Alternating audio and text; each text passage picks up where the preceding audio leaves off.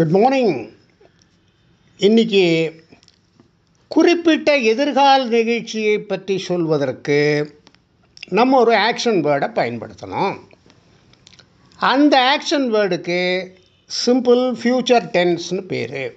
Action வார்த்தை என்ன வருதோ அதுக்கு முன்னால் நம்ம வில் அப்படிங்கிற ஒரு துணை வார்த்தையை சேர்க்கணும்.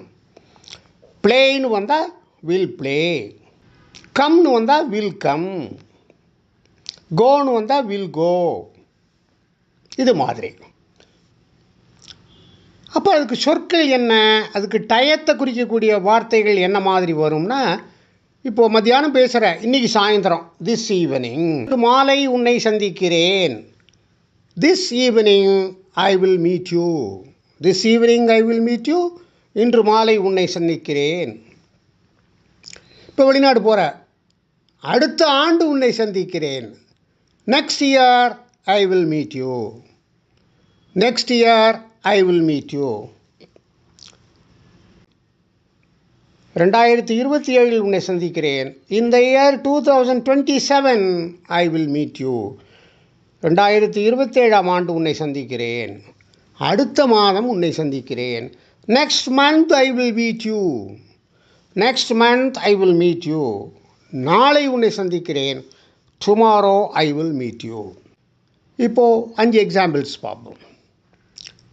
நாளை நான் ஹாக்கி விளையாடுவேன், tomorrow I will play hockey, tomorrow I will play hockey, நாளை நான் ஹாக்கி விளையாடுவேன், அடுத்த மாதம் டெஸ்ட் எழுதுவேன், next month I will write the test, next month I will write the test, அடுத்த மாதம் நான் பரீட்சை எழுதுவேன். 2025 ஆண்டில் நான் பட்டப்படிப்பை முடித்து விடுவேன், I will complete my degree course in 2025. அடுத்த வருடம் நான் டெல்லி போவேன், next year I will go to Delhi, next year I will go to Delhi. இதில் என்னென்னா, I will go, we will go, they will go, you will go, he she it வந்துருச்சுன்னா he அதுவும் இதே மாதிரி தான், he will go, she will go, the rat will go.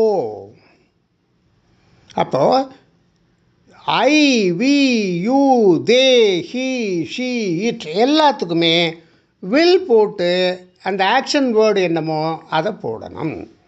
அப்படி போட்டால் அதுக்கு ஃப்யூச்சர் டென்ஸ்னு பேர். தேங்க்யூ.